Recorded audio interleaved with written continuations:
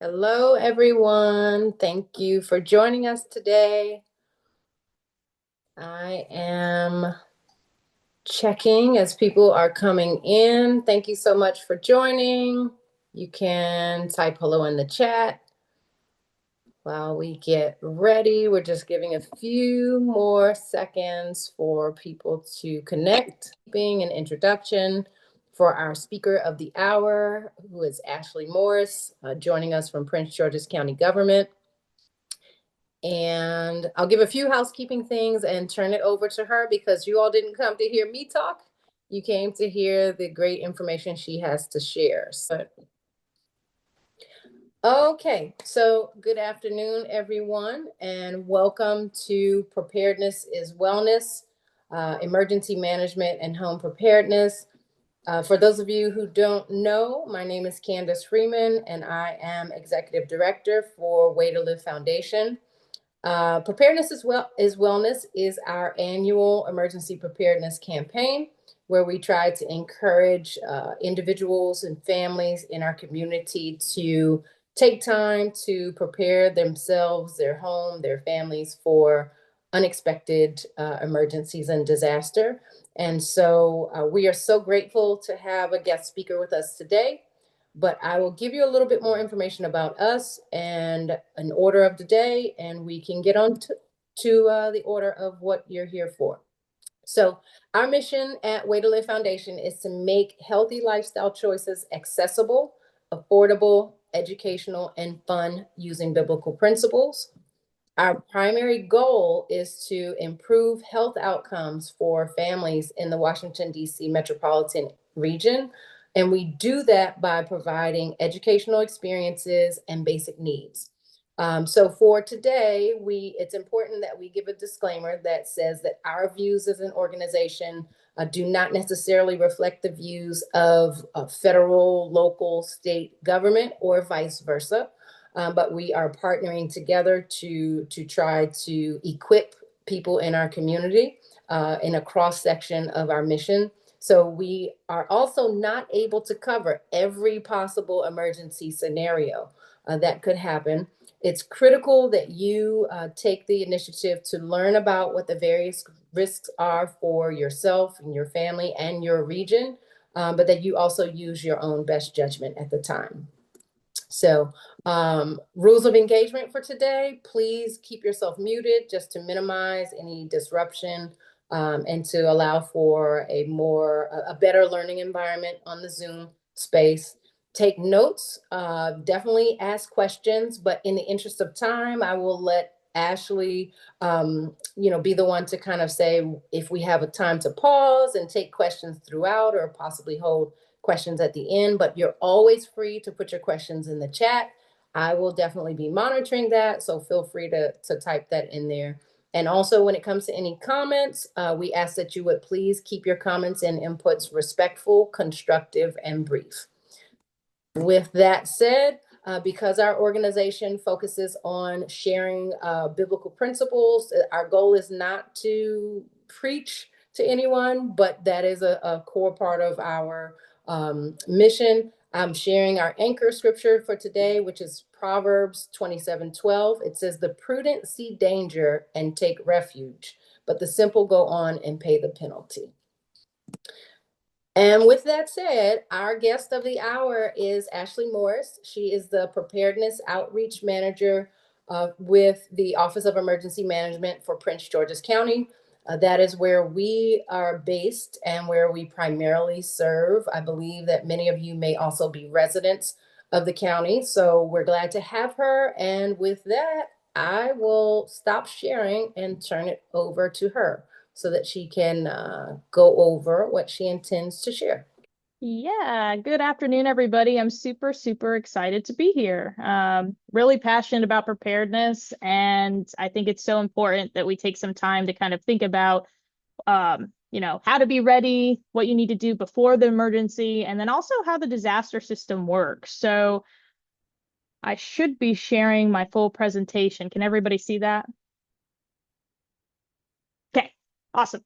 All right. And also, because I'm sharing my whole screen, I'm not going to see any questions in the chat, but please, I'll try to pause in between slides and just feel free, Candace, if you want to hop in or flag me down or raise your hand or something. So anyways, my name is Ashley Morris. I've been at Prince George's County for almost 3 to 4 years now. Prior to that, I actually worked a little bit with Baltimore County Emergency Management. And then prior to that, I worked outside of Austin, Texas. So I've been doing local emergency and disaster management for local governments for about 8.5 years now. Went to school at Texas Tech University, and I also studied weather forecasting and meteorology.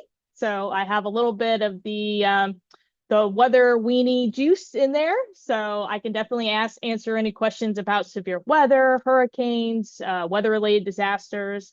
And my goal is just to bring my education of, weather and meteorology and dangerous weather into emergency services, public safety, and government so that we can help protect the residents and the people who are in Prince George's County. The good news too about my presentation is that it's not only about Prince George's County. So if you live outside of the county or if you want to share this information with anybody else, all of it's going to be really good generalized information. So I'm looking forward to getting things going this afternoon. So before I start, I do want to just give a little highlight of our county agency for those who do live here in the county. So I currently work within the Office of Emergency Management as a part of Prince George's County government. We are one aspect of the broader agency, which is called the Office of Homeland Security. And we get a lot of questions about this. We are not similar to DHS in terms of like immigration or things like that.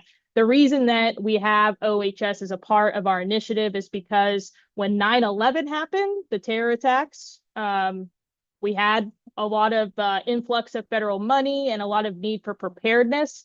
And so a lot of our initiatives also extend into terrorism, violence, and things like that.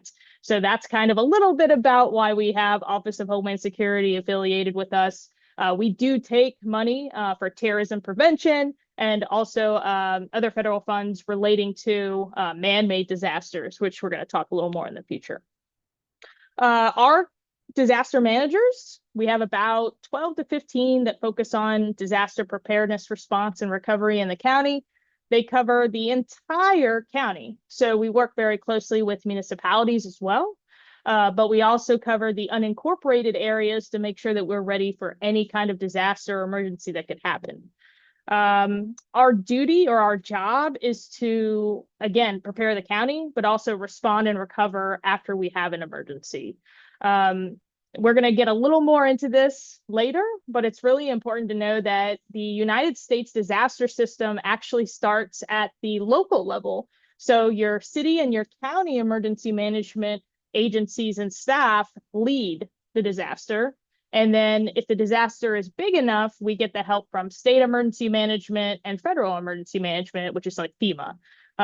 There's a pretty big misconception that FEMA typically will come in and take care of everything, or that, they run the disaster. And while FEMA is very helpful, and we definitely need support from our federal partners and our state partners, your local emergency management office is actually working every day to try to get everything ready. And then they're also going to be leading that. So it's really important that we pay attention and know our local emergency management offices at the county or the city level. When we have a disaster, we are actually reporting any kind of disaster impacts up to the state and federal government, letting them know, hey, this is going on, we need your help. And then, like I said, it's just really important to keep in mind that disasters start and end local. So definitely research your local emergency management office.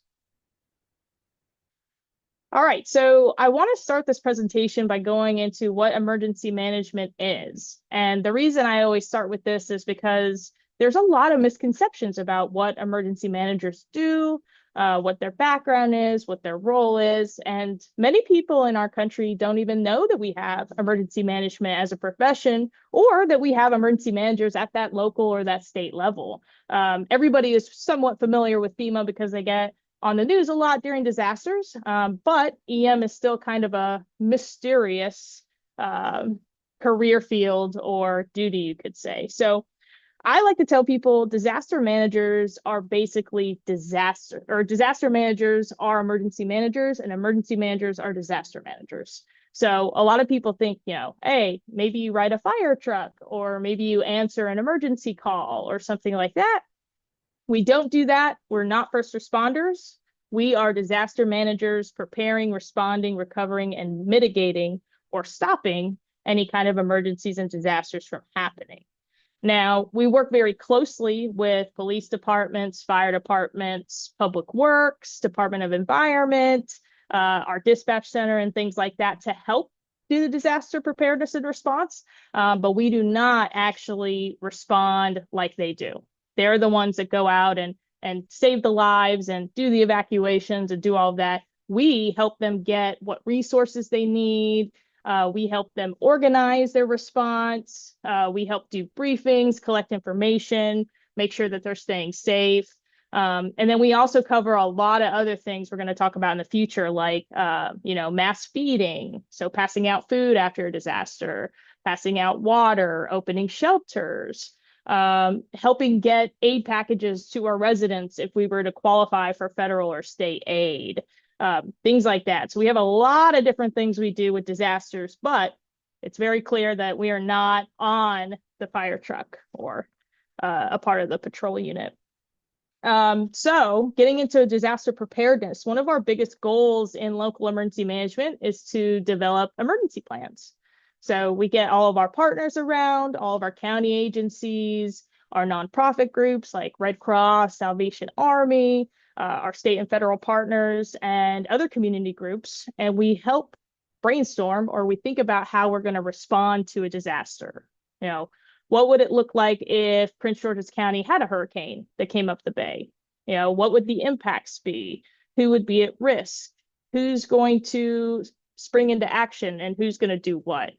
So we hash out a lot of different scenarios, and then we work with our agencies to assign responsibilities, prepare resources, and kind of measure exactly what we're going to be doing before the disaster. It's really important that we do that every day because when the disaster happens, we don't usually have a lot of time to figure out who's going to do what. So we spend a lot of the time before the disaster hashing it out, having conversations, and then also doing training. So testing the emergency plans for the county, seeing if they're going to work out or if they're not going to work out, and then changing the plans and training on the new plans.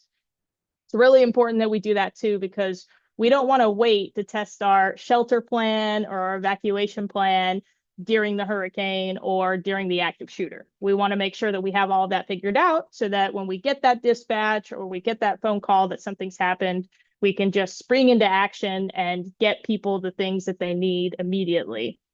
During response, so like I said, we are always talking to our first response agencies, our other county agencies that are really important, and again, nonprofit and also our private sector, about what the impacts are and what they might need during the disaster. So our key role during disaster response is just coordination. So we're working closely to collect information, making sure everybody's working on the same team, making sure that we have an overall county approach to the disaster response as opposed to very small siloed approaches, which would happen if we didn't have somebody kind of bringing everyone together. That can be really challenging because if you look at like Hurricane Helene, or if you look at, California wildfires, you have hundreds of agencies at the local, state, federal level, plus nonprofits and everything else trying to come in and help, which is amazing to see. But if you don't have any kind of organized approach to that, it can be really challenging to get everybody to work together and get resources to the people who need it the most. So that's kind of our goal in disaster response.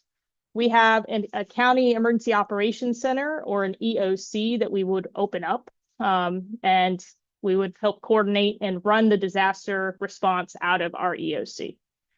We also do recovery, so we're going to get a little more into that in the future of, how we would assist communities with applying for aid or informing the public of what kind of aid is available, as well as how we would provide resources. And then also, we actually do spend time applying for grants and trying to do disaster mitigation or projects that reduce or eliminate. A good example of a mitigation project would be like flood, right? Building a flood wall or doing some kind of drainage system to where maybe a neighborhood doesn't flood anymore. It's trying to eliminate the threat of disaster so that we don't even have to worry about the response and recovery part. So that is a lot of work for sure. And especially like we mentioned before, we've got, 12 to 15 folks here on the county level that work every day really hard to make sure that we're ready. But it's definitely a very valuable piece of the government. And then it's really, really important to have when you actually have that emergency or disaster. So doing things like this, outreach presentations, or maybe we go to a conference where we meet a lot of new nonprofits, or maybe we have some stakeholder meetings where we're talking about a certain topic. That is really important to us because we cannot do disaster response by ourselves. We have to have everyone in the community come together, work together, share information, and be on the same page. So we do spend a lot of time before the disaster making new friends, shaking hands, just trying to meet different organizations and different groups in the community who might play a role in disaster response and recovery, might want to play a role, or might be willing to work with us if we're trying to get information out. So super important. And then, of course, outreach. We do a ton of that. We do these presentations like this.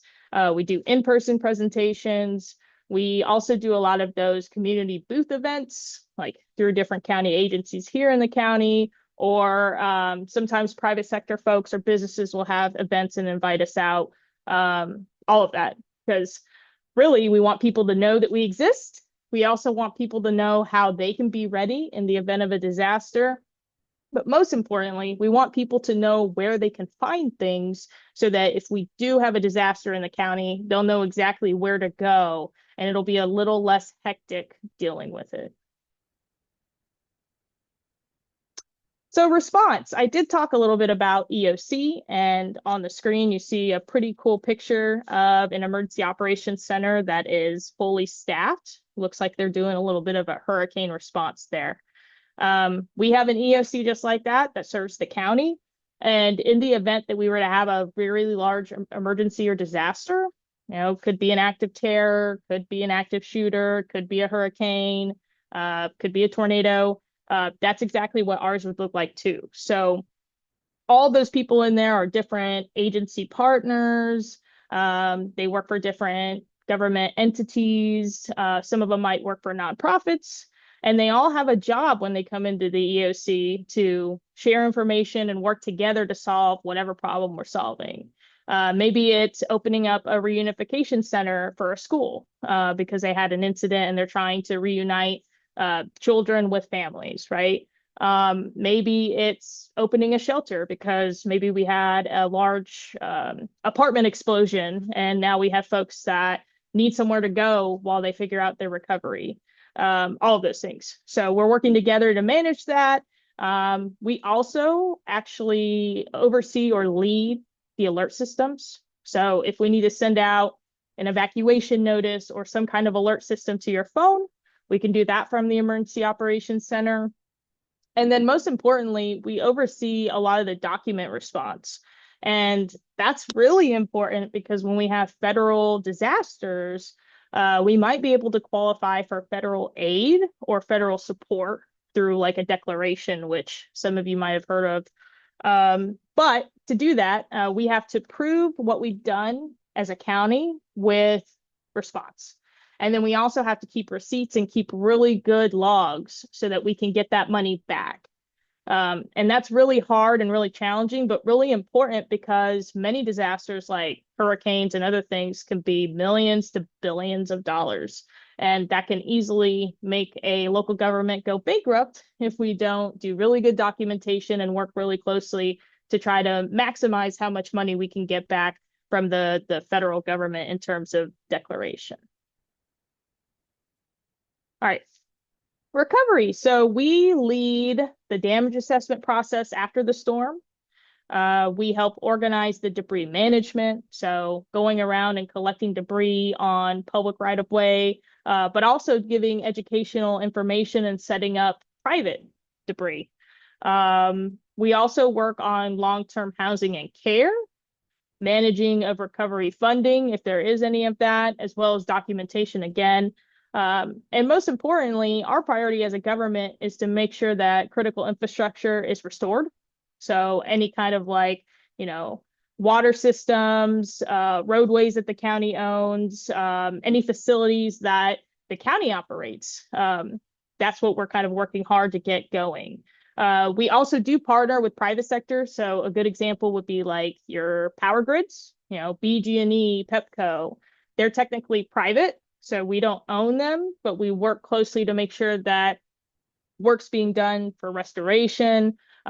We take briefings from them to see what the operational plan is. And then two, we can work together with them in the state if they need support to try to get the power back, because we know how important that is for life safety for many people in the county. Most importantly, I do want to make this point.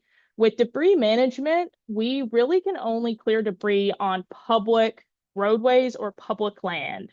So again, like if it's in the road and it's a public road, we can clear it. If it's on a government property or with a government building, then we can clear it. For private land, so like your house or your land, we cannot use county resources to clear it. Similar to like if you had a tree fall, we can't have county come remove it for you. But what we do instead is we actually work very closely with disaster volunteers. So that could be Team Rubicon, BOAD, and many other groups who will come in and volunteer to help clean up private property. So we would help coordinate sending out volunteers to help with all of those efforts. And that picture up on the screen is a really great example of something they would help with, coming in and clearing out homes of maybe their belongings that might be damaged, demucking, so getting the mud out, all those things. We do coordinate and provide that support through volunteer groups to try to get around the fact that we're not legally allowed to clear private property. Mitigation. So I touched a little bit about this, but it's really important that we try to stop the disaster. It's great to have a good plan and it's great to respond and all of that, but our end game, our end goal is always to stop it from happening. So we work often doing flood studies, applying for federal money to do flood prevention, also looking at like clearing land, especially out west. If we were vulnerable for wildfires, we would clear brush, things like that. And we update our hazard mitigation plan every 5 years. And we do look for community input. So it is a public record document. So if any of you are interested in seeing the hazard mitigation plan for the county or taking a look at what's planned, we would love to share that with you.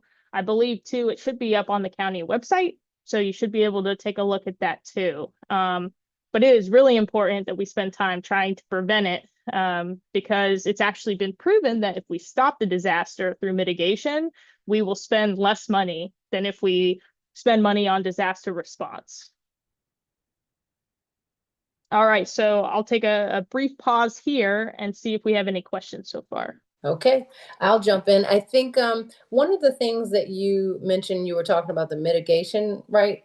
Just a moment ago.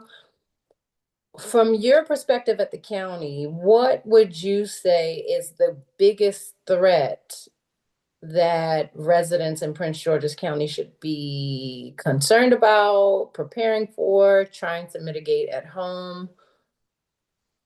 Yeah, so our number one threat is flooding. Okay. We have a lot of flooding, and it's really interesting because even during periods of, tropical storms or some of those really big storms that bring a lot of flooding, we still see a lot of flooding with just minor summer thunderstorms that aren't really too big. And maybe we weren't really necessarily forecasting a lot of rain that day. But the problem now is that rain falls so fast and at such a heavy rate, and it's changing. So we're seeing a lot more urban flash flooding in neighborhoods, basements, things like that, consistently every year. A bigger problem with that too, and we can talk a little more about this in the future, is to qualify for aid. So like, federal declaration or any of those like FEMA supports and all those things that you typically hear about on the news, you have to have millions of dollars of damage to get that. And the issue we have is like we'll have those small summer thunderstorms come in, drop a lot of rain, and maybe you get a little bit of flood damage, but there's no way it's going to be enough for a federal disaster. So it's really important that folks know their flood risk and then also take a look at flood insurance and things like that, so that you're covered in the event that we don't meet that federal requirement. Got you. Okay, that's helpful. And are there any proactive tips in addition to like looking for insurance that you all would tell someone in this area? You know what I mean? Like, I guess the first thing that came to my mind, I had a house once where I had to have a sump pump installed. It didn't come with it. So I don't even know if that's effective in that way, or are there any like practical, smaller scale things that anyone can do? Yeah, so the first thing I really want to just touch on real quick is really please explore flood insurance. If you have homeowners or renters, it will not cover any flooding. It doesn't matter if it's 1 inch or 3 feet. You're not going to have any coverage unless you purchase flood insurance. And keep in mind, like I said before, that a lot of places flood outside of a floodplain. Hmm. So you might be like, oh, I'm safe. I'm not in a floodplain. Well, we have a lot of urban flash flooding and changes in how water works in roadways and things due to, building buildings or building different things. So I highly encourage everybody look at that. And there's also a pretty big misconception that you can't buy flood insurance unless you're in a floodplain, which Hmm. is not true. Anybody can buy flood insurance. It's just not required if you don't live in the floodplain. Okay. So yeah, I would say know your risk, but if flood insurance isn't a reachable thing, um, definitely make sure that you clear your gutters out. You Hmm. want to make sure to check around. So if you see any like storm gutters or any roadways that are full of debris, litter, trash, we definitely want you to report those to 311 for our DPW and T folks to go and take a look. Um, and then we also want you to just kind of be aware of how water works in your neighborhood. Most neighborhoods, especially the really vulnerable ones with flooding, know, with 1 inch or 2 inch if they're going to flood or not. It's important to know that so that you can prepare when you see a forecast, but Hmm. also you understand your vulnerability when you see what's happening like that. Okay, that's helpful. Thank you. Yeah. All right. So I covered a little bit of this. I'm just going to move my little Zoom bar so I can see. All right. So our county role, like I said, our responsibility is number one, safety of residents, number two, public property, and number three, continuity of services. So when we have a threat, it could be rain, it could be tornadoes, it could be, threats of violence, anything. Our number one is safety. So we work really hard to make sure that we share information and actions that residents need to take, either through an alert system or through like social media and news releases. We also put stuff up on the county website during an emergency so that people know what they need to do to be safe. We also work to provide resources. So when we're looking at impacts, we're looking at things people have to live. Shelter. So having a safe place to stay with a roof over their head. We look at water. We look at food. Um, Honestly, with a lot of the recovery processes, making sure that we provide some kind of power source or provide internet because a lot of people will need internet to start their recovery with their insurance, things like that. So those are kind of our priority areas. And then secondary, we're actually looking at public property. So again, how can we restore county property, county buildings, county roadways, county infrastructure so that we can get things working again? Those are our secondary focus. And then our third focus is making sure that you still get county access to the resources and the services that you need. So number one would be emergency services. We want to make sure that when people are calling 911 after the disaster, that a dispatcher can answer that call and that they can dispatch police, fire, or EMS to your location in the event that you need that. We also want to make sure that people have transportation. So making sure our county-based transportation systems are operable, but also making sure that really critical roadways are operable, drivable, able to allow for traffic to cross them, things like that. And then lastly, we want to make sure with law and order that we maintain government structure. So we have a lot of continuity of operations plans and predecessor plans to make sure that everybody knows their duty and role in the event that anything happens to anybody in that chain. That's really important because when you're looking at like county law and things like that, you have to understand who's making what decision and who has what authority to make certain decisions during a big emergency. And now I want to really get into more of the family disaster planning. So I'm hoping that I kind of highlighted how our county disaster system works and how it relates to state and federal. But there's a lot that we want our residents and the general public to consider and think about before to kind of help us all be able to work together, respond, recover, and stay safe during the disaster. So the first thing is making a family emergency plan. And this is really important because just like we have plans, we want y'all to have plans. Research has actually shown that when a tornado hits or when something sudden happens, as humans, we tend to lock up. You know, we kind of have a deer in the headlights approach, and our body's trying to figure out what we need to do. Do we need to run away? Do we need to hide? What are we going to do? It's been shown that folks don't have the mental capacity to be able to think of a plan on the spot, right? So, you know, the adrenaline hits and you're just going to either run away or freeze. So it's really important, though, that you have a plan before so that when the event hits, you don't have to think about what you're going to do. You already know what you're going to do. You know, you're going to be able to take shelter from the tornado, or you're going to be able to do, you know, run, hide, fight from the active shooter. But you want to know how to shelter and where you're going to go before so that you can take action as soon as possible.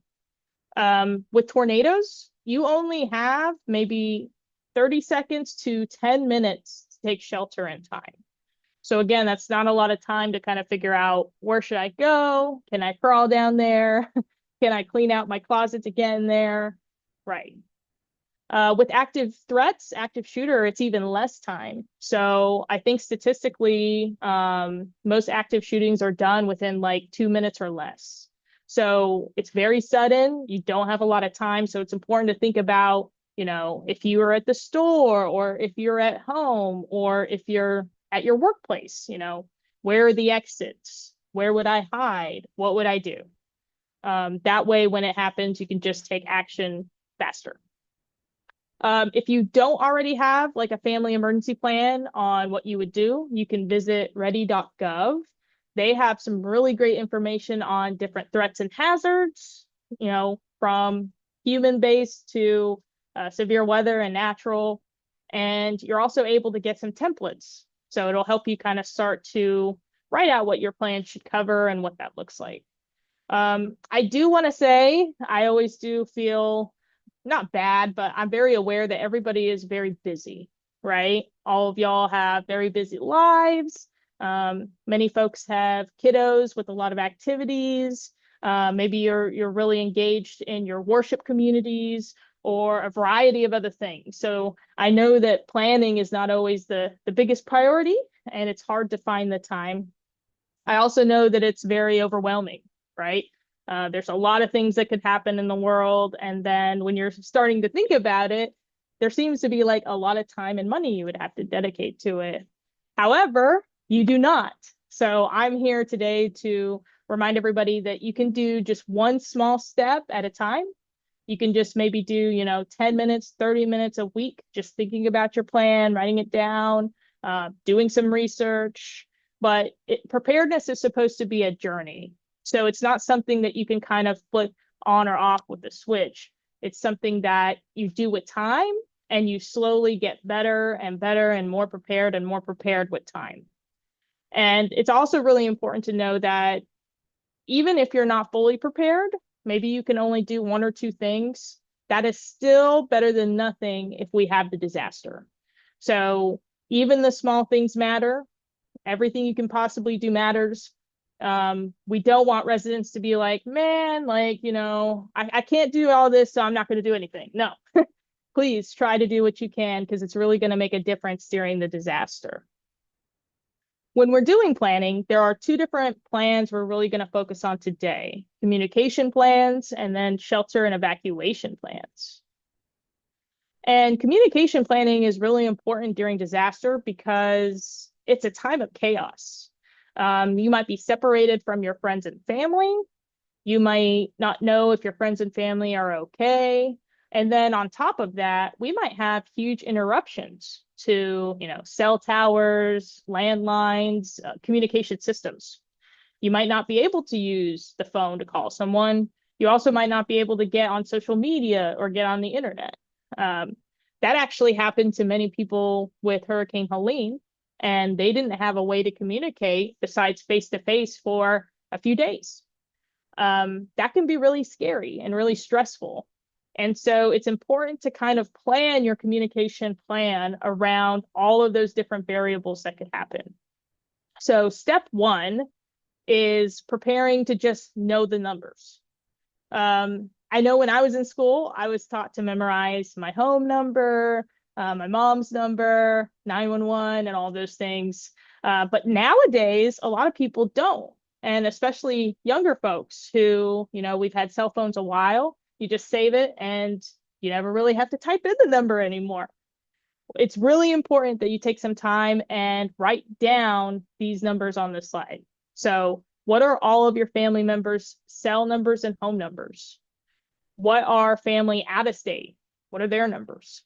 What are some family in state? What are their numbers? And keep those in a safe place. You could save it on a drive, like a jump drive or an electronic drive. You can save it on a cloud, but also make sure that you write it on paper and save it in a safe place somewhere that you can get to it. We want to make sure that we have electronic and then also paper, just in case something happens to all the electronic systems. Also medical, what's your doctor's number? What's your specialist number? What is, any other medical needs that you might have? What are those numbers and those contacts? And you want to do the same thing for redundancy there. Insurance, really important. And insurance is your health insurance. Insurance is your renter's insurance or your home insurance, all your insurance, pet insurance. Make sure that you have those numbers and know the process of how you can make a claim. I actually went out to an apartment fire a couple of months ago, and by the time we got in there, it was already, 11 o'clock at night. And some of the folks that were affected needed to get a hold of their insurance so that they could have a place to stay, and they were not sure of who they could call. They did not know the 24/7 number that they needed to call. And so they were trying to call their agent who isn't working at 11 o'clock at night, right? So during stressful times, like sometimes we kind of struggle to remember how to do it, or, it's just challenging to have to piece all that together. So it's important to take the time now to just write down all those numbers so that when you're under stress, you lost your house or you don't know what's going on with what your future looks like, you can just make that call from that list. Schools. So it's really important to know the school's numbers, your childcare, babysitters, all of that. Workplace, your boss's boss, any important numbers there. Emergency response. So obviously 911, but keep in mind that for our county, we've got 311 for non-emergency reporting. And then there are some other numbers like through police and stuff that you can call for certain specific needs. You also want to record your utility companies. How can you report an outage? How can you report a gas leak? And then also pet care. Pets are really, really important. having your veterinarian on call or knowing how you can get in touch with people to assist with your pets is really, really essential. Ashley, I had oh, okay. I think you're going to get into it here. I'll wait. Yeah, and so like I mentioned, it's important to have different ways that you can get in contact with people. So we talked a little bit about how you might have internet, you might not. You might have phones, you might not. It's important to have redundancy. So for all of those important contacts we talked about, you should have their primary way, but you should also maybe have their cell phone or some kind of backup method for them as well. Keep in mind that if we have an emergency, and this could be anything, it could be active threat, anything, everybody is going to try to call. Now, that really bogs down the call systems and the landlines and the lines. And so sometimes you won't be able to get through if you call. So during disasters, we always say if you need to get a hold of somebody, text. Text messages will actually get through faster than if everybody tries to call in the same location at the same time. And then social media, there are instances with certain disasters that we don't necessarily lose all of our cell data or all of our internet. You can mark yourself safe, like on Facebook, or you can reach out to your friends and your loved ones and say, hey, this happened, but I'm okay. That's really important because when we look at disasters and most recently, like some of the different hazards we've had, people are actually trying to call in and report people missing who might not be. Great example is the Texas floods, right?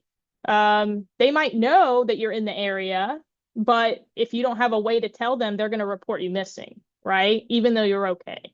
So it really saves a lot of time if you have an ability to like put on your social media or let people know, hey, I'm okay.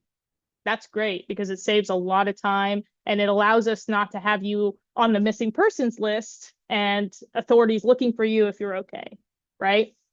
And then keep in mind too, if phones fail, we have some really cool apps in the App Store that are kind of like walkie-talkie style that you can play with. Those were actually used during Hurricane Harvey and can be helpful.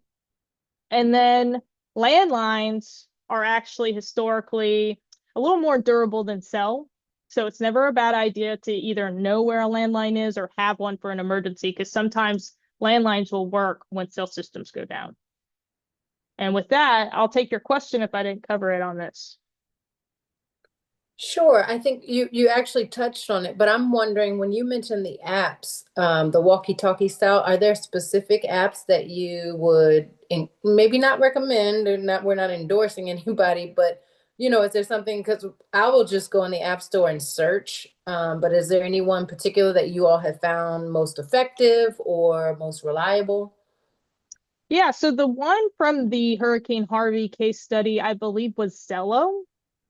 Zello. And this was 2017, so I'm not sure if it's still up to par. But we had a lot of studies come out of Harvey that said when everything else was down, people used Zello.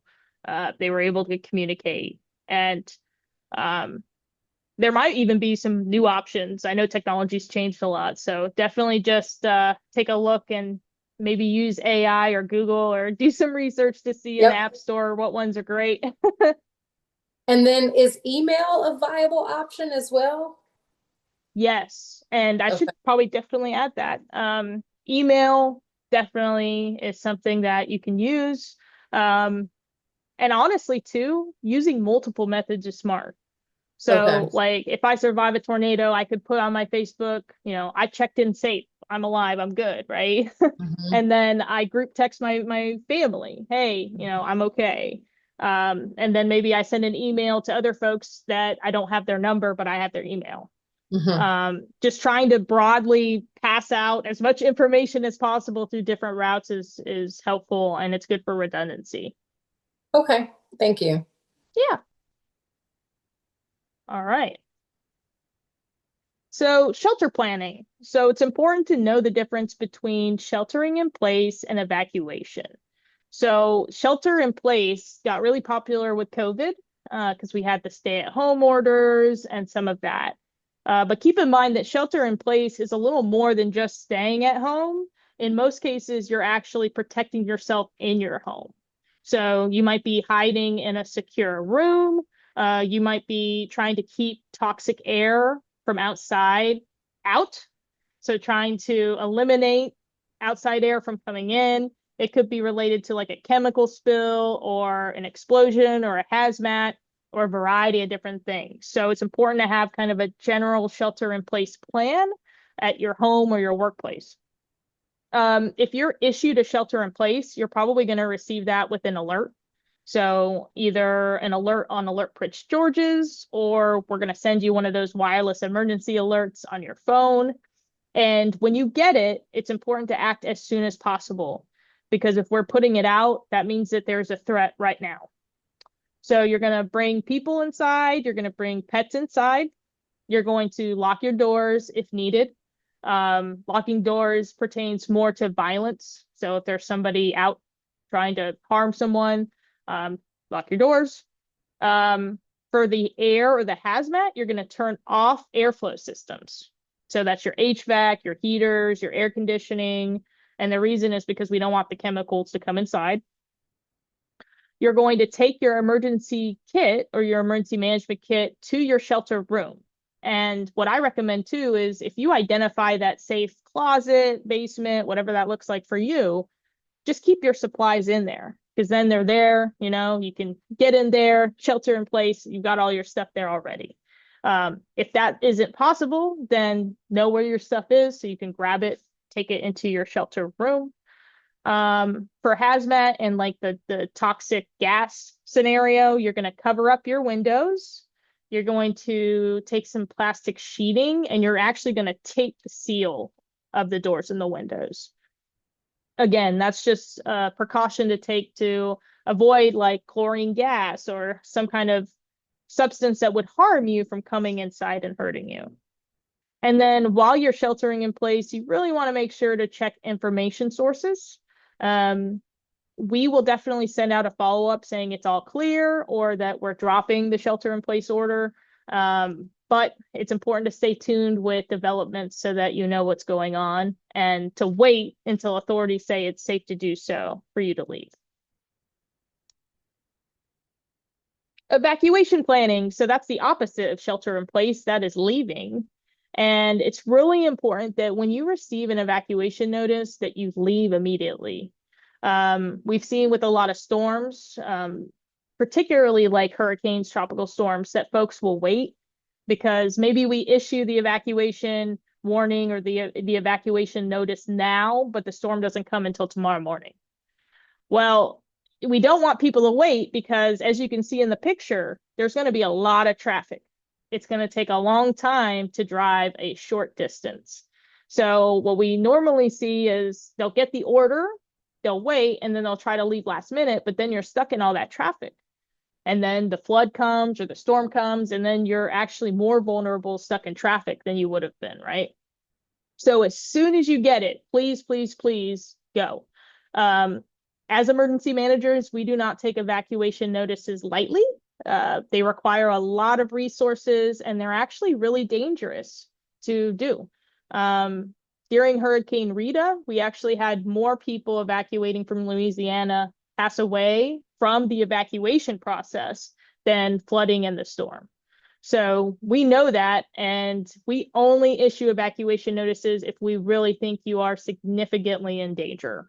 So definitely a serious thing, and we definitely want people to leave when you're told. You want to make sure to have your car filled up with fuel. So try not to ever let your car get beneath like half a tank. And it's a good habit to keep because you never really know when you might have to evacuate, right? So if you do it consistently every day, half a tank, fill it up, half a tank, fill it up, you'll always have gas, even for those emergencies, right? And then most importantly, we really want you guys to, if you have children, reach out to the school. So we work with the school district and we work with schools. And if we were to have an emergency, they would be a part of what we're doing. However, the schools have their own evacuation plans, their own emergency management staff usually, and their own I would say, legality. So it's important to know what the school's plans are, who you're supposed to talk to, and all those things from the school. Many states around the country have like school safety planning laws. And we've seen in some areas, like I think up in the Northeast, not all schools always have good plans, even though they're supposed to. And so we always encourage residents to reach out and just ask, because if you ask a question, it might spur a little action, or maybe no one thought about it. So it's great for residents to do that. And we really want to encourage you to know that school plan, because it's a little different than the plans that we would be planning on the county side. And then lastly, 4 plans. So when you're thinking of evacuation, you want to identify 4 different things you could do. 1, where could you go outside the state? So outside of Maryland, outside of the Mid-Atlantic. If there's someone that lives in another state, is there someone you could stay with? Would you get a hotel in another state? Do you have a family friend you could stay with? That's plan 1. Plan 2, someone else in the state. So do you have a relative up in Baltimore? Do you have a relative out in Ocean City? Do you have a relative somewhere else outside of the area that maybe you could stay? 3, do you have hotel accommodations? So are you able to have a little bit of emergency cash where you save a little bit in your savings and you have a little bit in case you need a hotel? That's really important, because even like with house fires and stuff, you occasionally might need a place to go while you figure out like your insurance claims and stuff like that. And then lastly, government shelters. So like I said, if we have evacuations or we have a lot of damage to residents, we will be opening up government shelters. So that can always be a plan, but it's important to know whether or not you would be able to feel comfortable in those. And if you would want to do that, they usually are set up like in gyms with cots.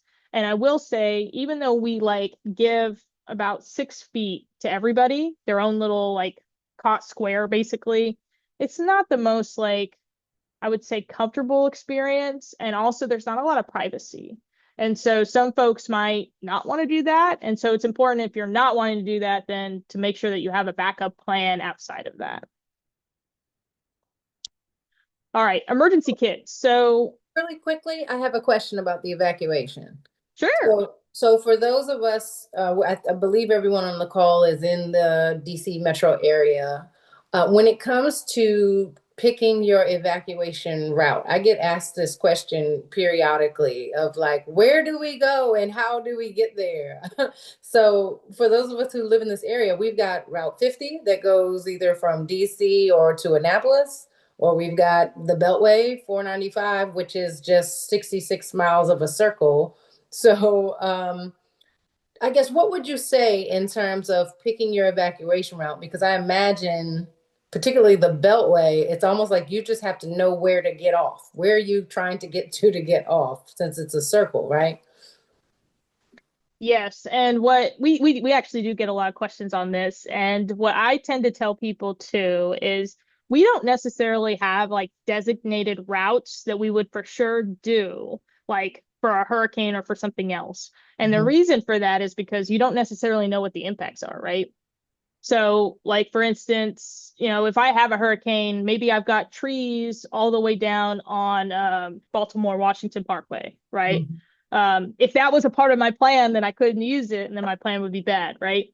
Mhm. So, what we recommend is just knowing all of your major roads from your neighborhood to the location you plan to go. Gotcha. And then we're going to be working very closely with police on all levels, law enforcement, traffic support, and then DPWT. We will be not only helping alleviate the traffic, but we will also mark or share if there's a certain established official route from our EOC to you via the news, alert systems, or etc. Gotcha. We do the same thing with sheltering, because I get a lot of questions too, like, hey, like, where would the evacuation shelter be? Well, we have a list of a lot of places in the county we can do, but we're not going to choose one until we see what the disaster is. Mm-hmm. Mm-hmm. So again, if we were to open one, you would receive that info with alert system, news, or radio, or one of those methods of getting information. Okay, that's helpful. Thank you. Yeah. Emergency kits. So there's a really great list of basic essentials that you might want to consider on ready.gov.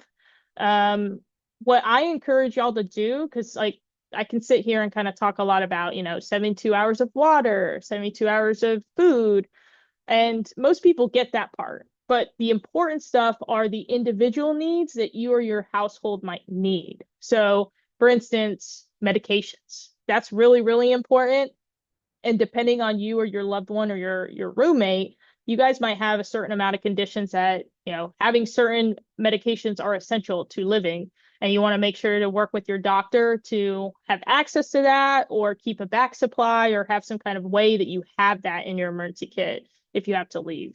Another great example is pets. So not everybody has a pet, but if you do have a pet, having some basic pet supplies, food, your records for your pet, all of those things really important. Also, take a look around your house. So, like, if you go online, you'll see a lot of emergency kits that are kind of expensive, $100, $300, and it has everything. Flashlights, silverware, band-aids, all of that. You don't have to spend money on a kit if you already have those things. Maybe you have a flashlight that you got from one of those little giveaways at the fair, right? Or maybe you have a backpack from school 10 years ago that you don't use now, but you can use that to store your stuff. Same with like band-aids, medical supplies. So first, do kind of a house scavenger hunt and just start to kind of compile what those emergency supplies would be for you and what that looks like. And then with time, you can kind of plan and check off some stuff as you save up for it or as it becomes feasible to purchase. Um, Cheap options. So I've actually done this with my kit, but I've gone to Dollar Tree and I'll pick up some cheap stuff from Dollar Tree and kind of put it in my kit just in case. Amazon's also great for that too, just looking at different supplies you might need and affordable ways to do it. So again, the same thing applies with emergency kits. You might not have everything, but every little thing you have counts. So even if it's a small kit, or even if it takes you a couple of years to build your full kit, the process of building it is going to help you if you have that disaster. And then I know we're running short on time, but I am almost done. But I really want to cover the insurance coverage part. So the way our disaster system works, like I've mentioned, is we rely on people to have insurance to recover. We do have like a state recovery program that we just passed with the state of Maryland, and we do have like the federal aid and the federal response and recovery programs that we have. Those are more like fill-in, unfortunately. So for you to really have good security and being able to recover, insurance is so, so, so important. So we want residents to make sure to know your insurance. If you're renting, make sure you have renter's insurance if you can afford it. If you're renting and you have insurance, what does your insurance cover? Are you, covering all of the things that you own? Are you checking it annually and changing it if it needs changed? All of that's really, really important so that you know when the disaster happens, what your outcome's going to be. You're going to know if you're eligible to recover, or if you don't have those things, you'll be able to go to, state government and federal government resources and say, hey, I don't have insurance. I don't have anything to cover here. And we're going to be able to help with those things in the event that we qualify. You want to make sure to have an inventory of all of your stuff. So take pictures of your stuff, keep receipts of really important electronics, furniture, things like that. Because in the event that you lose everything, the insurance companies are going to ask you what you lost. And you're going to have to kind of put in a lot of work to say, oh, I had this TV, I had this stereo, I had this.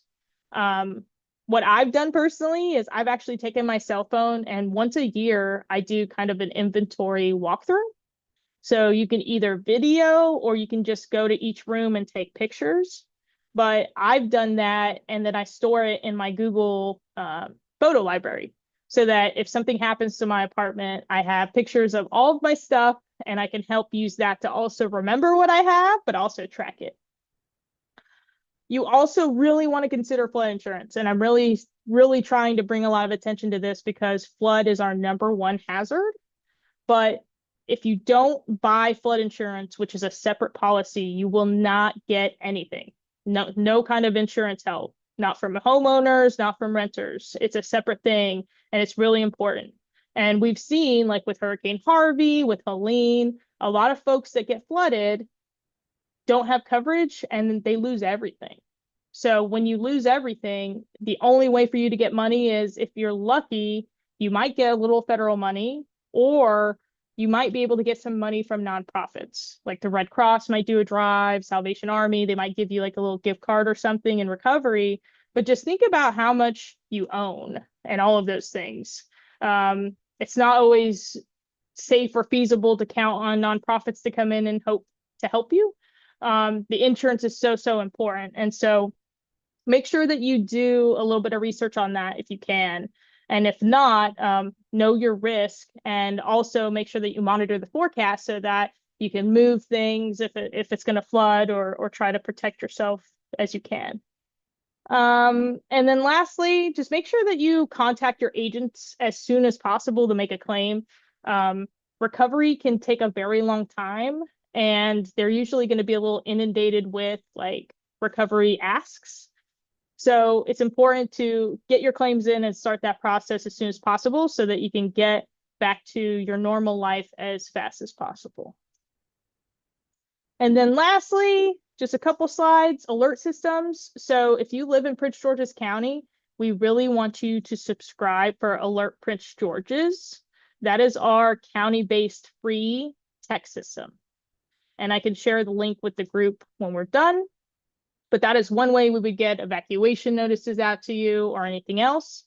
And then lastly, we also have our WIA, or our emergency alert systems, as an option in the county. So we have the ability to send these emergency alerts to you all, and we would be utilizing that as well, trying to get that information out to all of you. It's always a good idea too, though, to follow county social media, to consider having a weather radio, and to also know where you're going to go for news information and things like that. And then lastly, social media.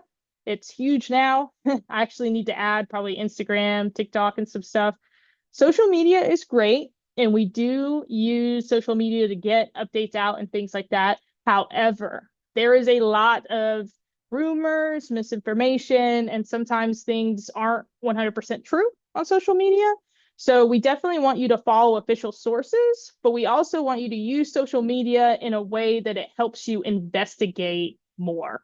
So if you see like, hey, I heard that there might be an evacuation, you're going to go to the public safety agency social media and confirm it, or you're going to kind of use social media to collect information, but still do a little bit of the judgment and assessment, because we can't promise that everything online everywhere is 100% true during a disaster.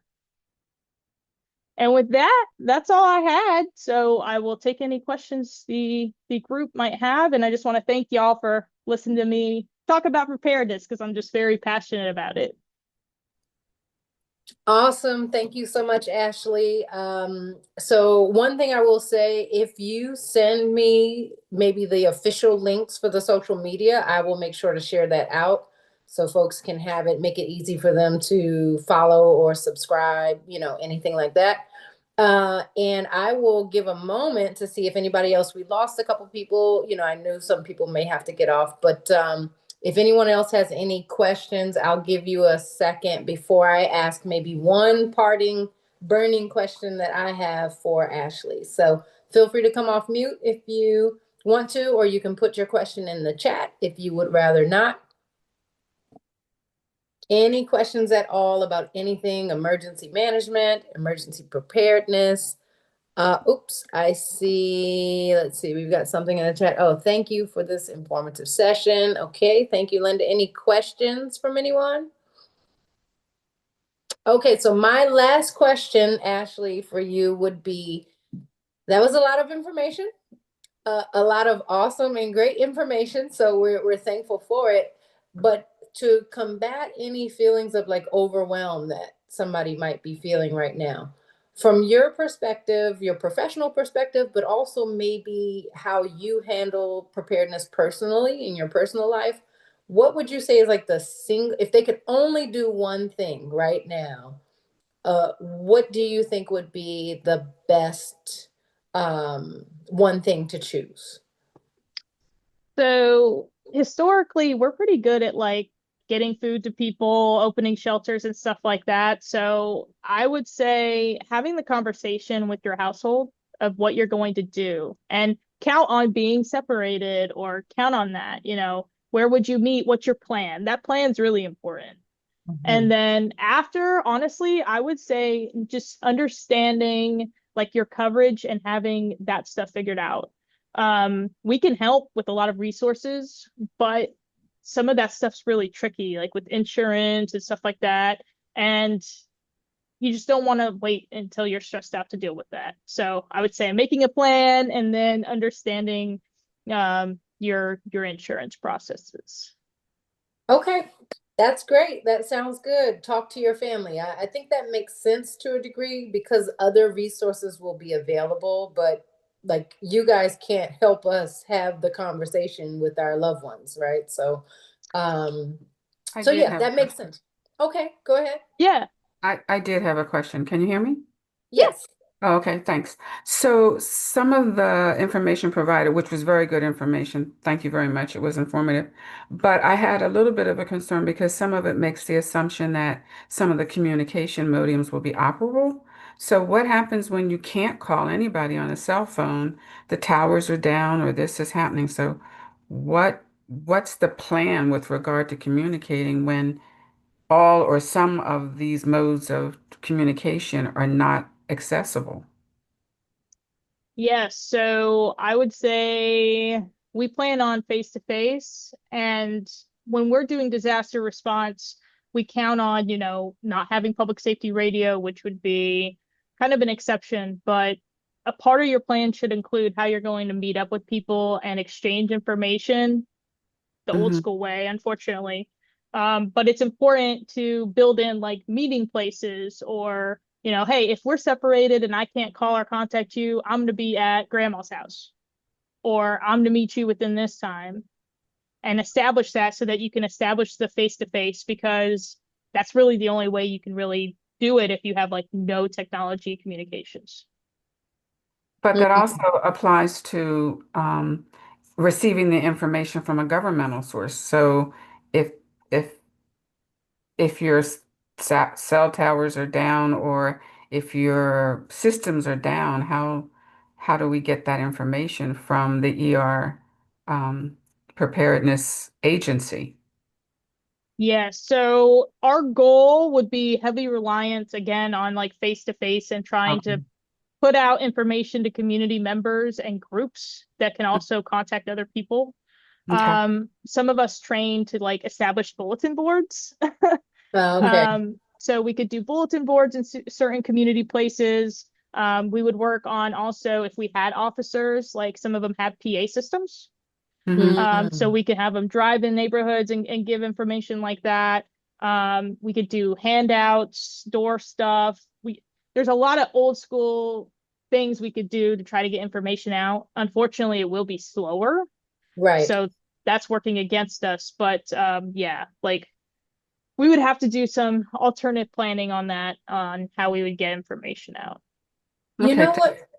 I'm sorry. Go ahead, Miss Michelle. No, I just said thank you. Hmm.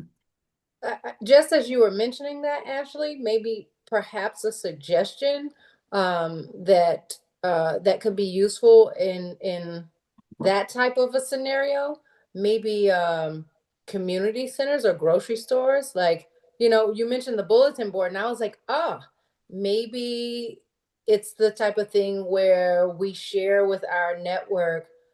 Hey, Prince George's County Office of Emergency Management says if we can't have any technological communication, they are intending on distributing updates to the grocery stores, or I don't know, you know what I mean? I don't know what that place would be, but or the high schools, or some central place. I think just as a community citizen, something like that would be helpful, to know, so that we're not all out in the street kind of trying to figure out where that place would be, or the police department might be inundated. But I think somewhere like a school would actually be rather useful, of like, go to the local school and check the bulletin board, or or a church, something, some place. I think that would be helpful.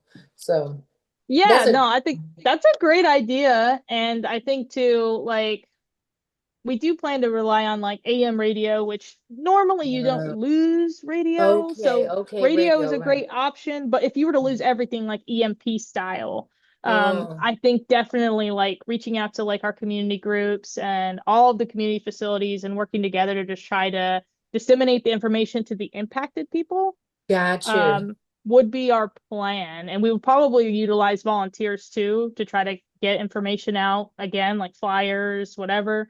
But that's a great question. And thank you for bringing that up.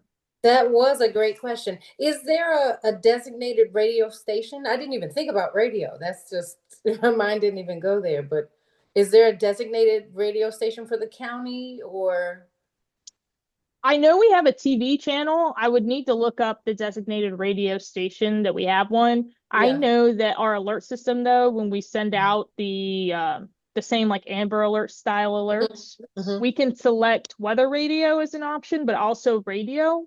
So Oh. I would need to check to see if it goes through like EAS, like through like the TV channels. Mm-hmm. Mm-hmm. Because like when you get the big, Yes. the TV thing. Yep. Yep. It might be through their radio channels because they have radio channels attached to that. Mhm. But we might also, as a county, have one through our communications. So I would need to check on that. Yeah, because I think what would be great, to Miss Hinton's point, is that, like, we all should have an emergency radio. That just clicking in my mind. We all should, but we could, if you all were able to notify residents, like, I don't know, I'm just making this up, like 89.1 AM is the Prince George's County station. I would, myself, I would preset my emergency radio to that, and just know, okay, if I can't hear anything else, I'm gonna go there. So, just a suggestion, maybe as you guys are meeting or thinking about, what would be helpful in the community, like as we're trying to prepare. That's a really good nuance, particularly if you're separated from your family. But I like your suggestion also, Ashley, of like pre-planning. This is where we're going to try to meet in person. Obviously, if it's safe to do so and feasible. But that's great. Okay, awesome. Any other questions, Ms. Hinton? You are our VIP, hanging on to the very end. No, I have no other questions at this time, but thank you. Okay, awesome. Thank you for joining.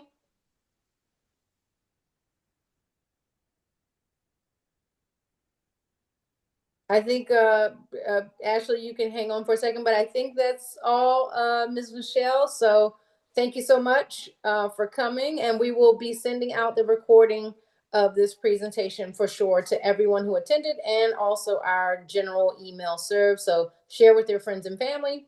And, if you have any questions later, let me know and I will share it with Ashley.